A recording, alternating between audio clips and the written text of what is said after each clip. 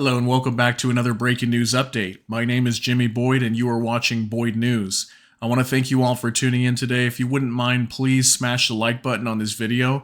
It really helps out with the YouTube algorithm and it only takes 2 seconds to do. And also, if you're enjoying this content, guys, please subscribe to the channel if you want to see more updates like this. We put these out every single day, several videos a day. And if you subscribe to the channel and also hit the notification bell, you will be notified by YouTube once the video is live. So again, thank you so much for tuning in today, guys. I've got an update for you in regards to the Houthi attacks that happened last night, or the attacks on the Houthis, I should say. So as I said before, the Houthi rebels, they basically said they were going to retaliate if there were any strikes on Yemen. And obviously these attacks were massive. I believe we hit well over 60 different sites. There was multiple cities that were hit. Most of them were military targets. And there was, I believe, at least 5 or 6 people that were killed. Houthi rebels, that is. So the Houthi rebels they're vowing fierce retaliation, guys. Fierce retaliation is what they have to say. So I have an article here that I want to go over. We're going to talk about some other things relating to this topic, and then towards the end of this video, I have a clip that I want to show you guys from Yemen's capital, Sana'a. So apparently they're having a huge protest over there right now, and a rally, and there's just thousands upon thousands of people there in the streets, and they're all drumming up support and calling for war against the United States and the UK for bombing them. So, as I said before, guys, this was going to flare tensions massively, and that's exactly what we're seeing. So, are we seeing the beginning of war, between the United States, and potentially even NATO at some point, but I think it'll be the United States and the UK for right now, against the Houthis. And the Houthis are stating that they are going to step up their attacks, and they are going to attack the Red Sea even harder than they did before. So this is going to ratchet up quite a bit, guys. Let's go ahead and get into this article here. Houthi rebels vow fierce retaliation after U.S. and British strikes against them. Yemen Houthi rebels vowed fierce retaliation Friday for American and British strikes against them, further raising the prospect of a wider conflict in a region already beset by Israel's war in Gaza. The bombardment, launched in response to a recent campaign of drone and missile attacks on commercial ships in the vital Red Sea, killed at least 5 people and wounded 6, the Houthis said. The U.S. said the strikes took aim at more than 60 different targets in 16 locations across Houthi-controlled areas of Yemen. So this was a huge attack, guys. I cannot stress how big this was. 60 different targets. That's a lot of missiles, a lot of just firepower leveling Yemen. I can't imagine being there. So let's continue. As the bombing lit the pre-dawn sky over multiple sites held by the Iranian-backed rebels, it forced the world to again focus on Yemen's years-long war, which began when the Houthis seized the country's capital. Since November, the rebels have repeatedly targeted ships in the Red Sea, saying they were avenging Israel's offensive in Gaza against Hamas, but they have frequently targeted vessels with tenuous or no clear links to Israel, imperiling shipping in a key route for global trade and energy shipments. Though the Biden administration and its allies have tried to calm tensions in the Middle East for weeks and prevent any wider conflict, the strikes threaten to ignite one. Saudi Arabia, which supports the government in exile that the Houthis are fighting, quickly sought to distance itself from the attacks as it seeks to maintain a delicate detente with Iran and a ceasefire it has in Yemen. So Saudi Arabia is definitely trying to stay out of this, guys. It's scary for them because they're right next to Yemen. So they do not want to get involved with this. They know that they're technically allies with us, and they don't want to get involved. So the Houthis military spokesman, Brigadier General Yahya Saree, said in a recorded address that the strikes would not go unanswered or punished. So I reported on this again yesterday. the Houthis have stated they will attack back. They will not put up with the United States, bombing them like we did last night. And we bombed them heavily, guys, heavily. So this clearly was to send a message. I know Biden said this was not to send a message, but it was. It was to send a message. It was to let the Houthis know that we are in control, finally, let them know that, and to prevent more of these strikes on the Red Sea. But lo and behold, what's really going to happen here is the Red Sea attacks are just going to increase. It's going to do the opposite effect here, guys. Complete opposite of what it is intended to do. And it will eventually, I believe, lead to war here in the Middle East. It's going to lead to war, and this could be the beginning of it. Will we see that? So he said strikes on regions of Yemen under their control killed 5 and wounded 6 from the rebels' military forces. It remained unclear how extensive the damage was, though the Houthis said at least 5 sites, including airfields, had been attacked. U.S. forces Central Command said the strikes focus on the Houthis' command and control nodes, munition depots, launching systems, production facilities, and air defense radar systems. The strikes involved more than 100 precision-guided munitions, guys, 100, including air-launched missiles and ship and submarine-launched Tomahawk land attack missiles. So Britain also said airstrikes hit a site in Bani, allegedly used by the Houthis to launch drones, and an airfield in Abs used to launch cruise missiles and drones. So again, guys, this was a massive attack, and the Houthis, they are going to respond. So this is imminent as of right now. We will see retaliation probably in the next 24 to 48 hours. That will just really depend. Or will this just be a surprise down the road? Maybe they'll pretend that they're going to back down for a little bit, but maybe they'll launch a surprise attack. And also, we have to be worried here too, and pay attention that these attacks may not just stay in the Red Sea. Okay, these attacks could spread throughout the entire world. The Muslim population is all throughout the world. And, sleeper cells could be in any country at any time. And all it takes is for these Iranian-backed militias to activate these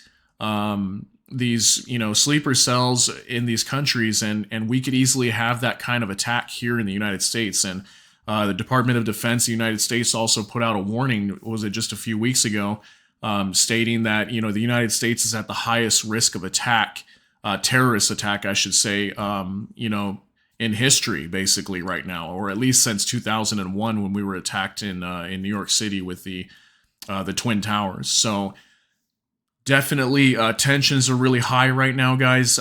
We have Russia condemning the U.S. and the U.K. for the attacks on the Houthis. They have called for an urgent UN Security Council meeting to discuss the matter. They said the strikes on Yemen were illegal and irresponsible, guys. That's what the Russians are calling this attack. And Russia also said that the strikes risk sowing chaos across the Middle East. And I believe they're right about that. I think it is going to sow chaos. I think we are going to see chaos here. And when I show you guys this video here in just a minute of Yemen and all the people rallying there in Sana'a, like, they are very upset and they're calling for war. They are ready to go to war against the United States. And this is just going to massively escalate things, guys. And the Red Sea is going to become even more dangerous. We're going to see more ships diverting away from the Red Sea now that the attacks are going to step up and become more aggressive. So expect this situation to get much, much worse as of right now, guys. The fuse has been lit. The explosion has happened. And now we are going to see the aftermath of this explosion, okay? It is going to get really, really bad, guys. So I want to talk a little bit about some of the reactions from different countries. So several different countries already have put out statements on how they feel about what happened here. Some countries are for the United States and the UK, and they feel that what they did was right. And then there's many countries that disagree with this and say, hey, that this was not right. This was illegal. This was, a breach in sovereignty of or international law against the Houthis or Yemen or whatever it might be. Okay, so we have like Turkey coming out. President Erdogan, he came out and said that the U.S. and the U.K. are trying to turn the Red Sea into a sea of blood, and he condemned the strikes. He said all of these acts are disproportionate use of force, and adding that Israel also resorts to the disproportionate use of force in Palestine. So he's basically comparing the United States and the UK to what Israel's doing to Gaza, which obviously many Muslim countries are not happy with, with Israel bombing Gaza the way they've been doing it. And then obviously as well, the International Court of Justice has Israel down there right now as well. They're being accused of genocide by South Africa. So right now they're in court trying to fight to prove that this is self-defense and not genocide. We have Jordan as well coming out and saying the Israeli aggression on Gaza and its continued committing of war crimes against the Palestinian people and violating international law with impunity are responsible for the rising tensions witnessed in the region. So they're blaming Israel for this. The stability of the region and its security were closely tied, Safadi said, according to state media. We have Egypt coming out and saying they have expressed deep concern over the escalation of military operations in the Red Sea. And they've called, their statement from the ministry called for uniting international and regional efforts to reduce instability in the region. NATO came out and said these strikes were defensive and designed to preserve freedom of navigation in one of the world's most vital waterways. The Houthi attacks must end. So I agree with what NATO has to say here. It's really controversial and it's a very difficult question to answer on who's right here, because we have, just international shipping waterways being attacked, and many of these commercial vessels don't have anything to do with what's going on. All they're trying to do is just transport, equipment or supplies for countries and aid, right? And then we have the Houthis over here bombing them. So you feel like you have no choice but to go and support these ships, right? Which is what the US and the UK went and did over here when they created this coalition to help defend the ships. But obviously it wasn't as effective as it should have been because ships were still getting bombed. So I agree with NATO's take here. But then at the same time, we're over here bombing Yemen when Yemen is trying to support what's going on over in Gaza, and these people are literally being decimated over here in Gaza, guys. So like, if I try to stay in the middle here and try to see both sides of it, which is what I always try to do, that's the way that I see it. It's really a two-sided thing here, and no one is really in the right. Everybody's in the wrong, it kind of seems, and everybody's in the right. It's like there really is no right or wrong here. It sucks because it just creates this diversion, just like we've been seeing. Or division, I'm sorry, not diversion. It creates this division between all these countries, just like what we were seeing here in the United States over the last few years. We've seen a lot of division of race and color and all these different things, labeling people this and labeling people that, and it's just been nothing but division. And now we're seeing that in countries in terms of war. Like, we're seeing complete division here, guys. It's crazy. So Hezbollah's come out and said as well that the U.S. aggression confirms that Washington is in full partnership with Israel. So they are basically confirming that the U.S. is just as involved in Gaza as Israel is, okay? And we're full partnership with them. We are working with the Israelis, which obviously we kind of are, right? And they said the U.S. the U.S. is a full partner in the tragedies and massacres committed by the Zionist enemy in Gaza and the region. Okay, Hamas came out and condemned the strikes. Hamas said in a statement that the U.S. and UK governments will bear full responsibility for their attacks. Okay, so and then there's just so many other countries here, guys, that are just coming out, and I could list all these. I'll go ahead and give you guys a link to this article, and you guys can check it out. But there's just tons of countries that this has created a great divide, okay? We have we have a separation of all these countries now, where all these there's many countries that are like against the United States and the UK for doing this now, and primarily the West, because we're connected to any of the Western countries, right? And then we have all the Eastern, I want to say the Axis countries, right?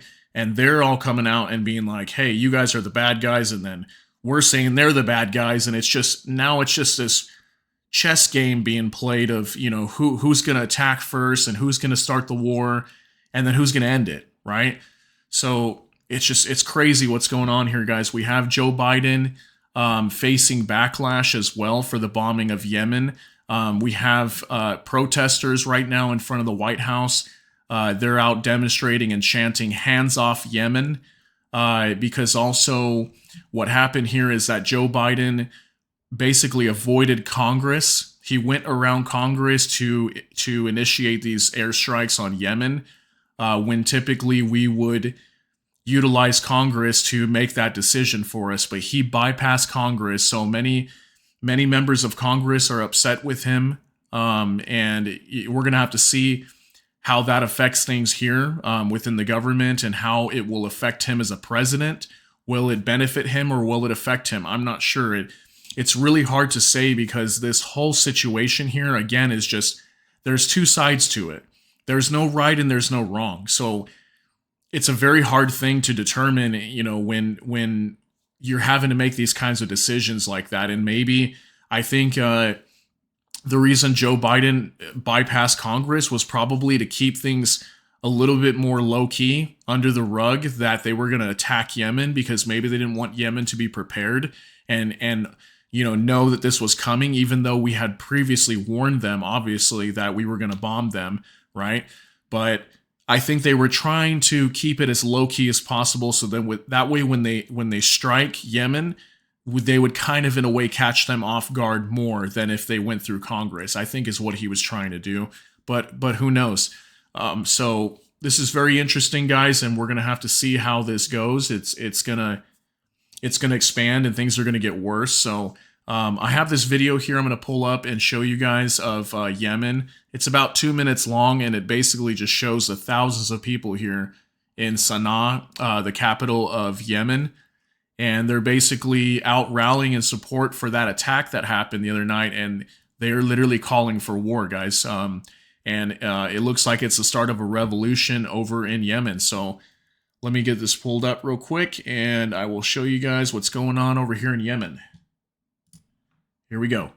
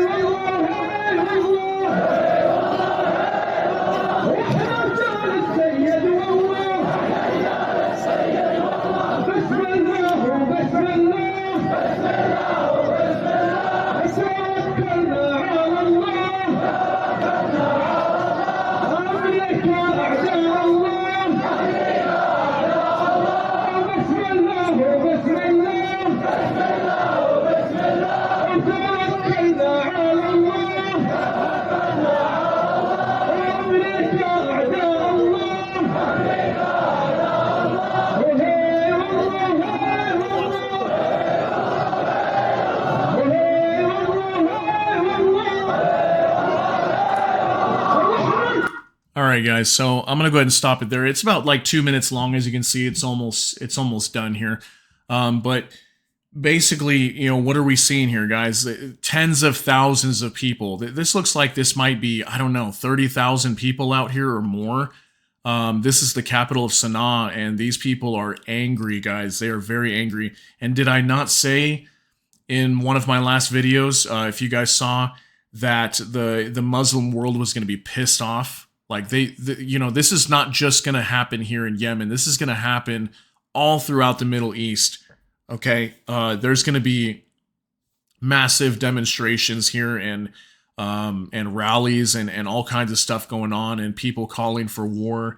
And this whole thing is just going to continue to explode over here, guys. It's going to get really, really crazy and dicey. Okay.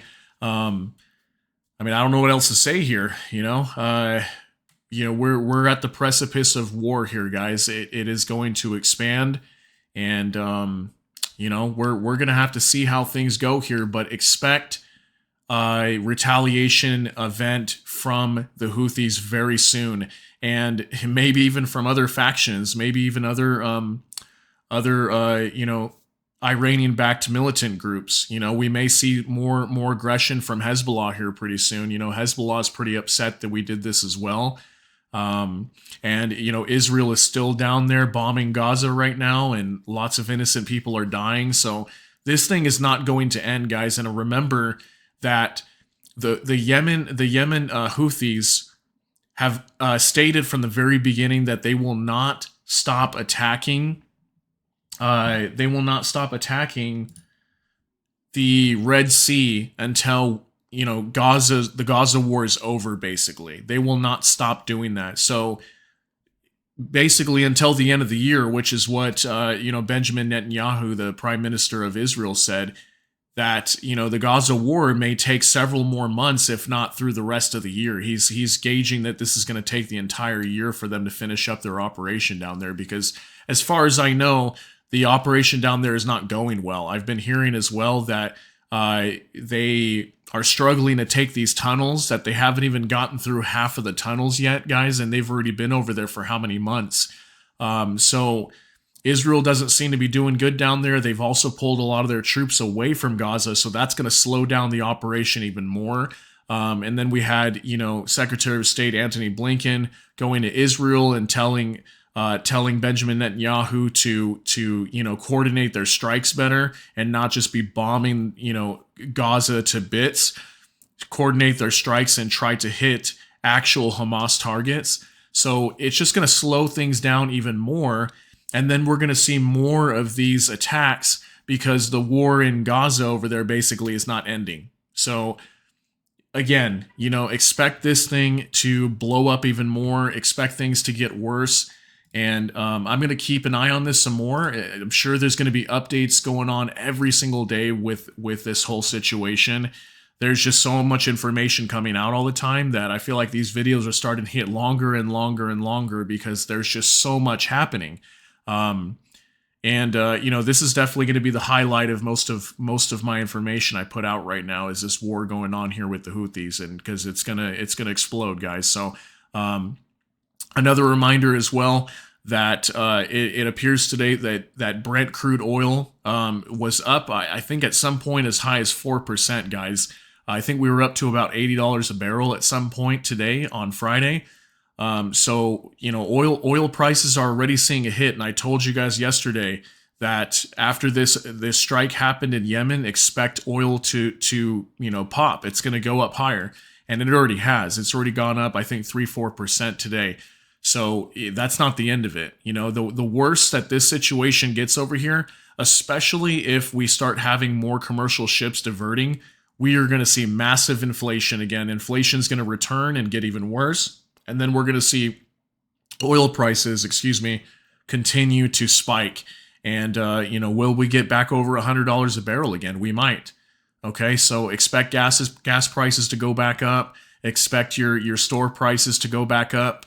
Pretty much anywhere else you shop, prices are going to go up. So if you need anything that you've been waiting on, I highly recommend you start buying it now.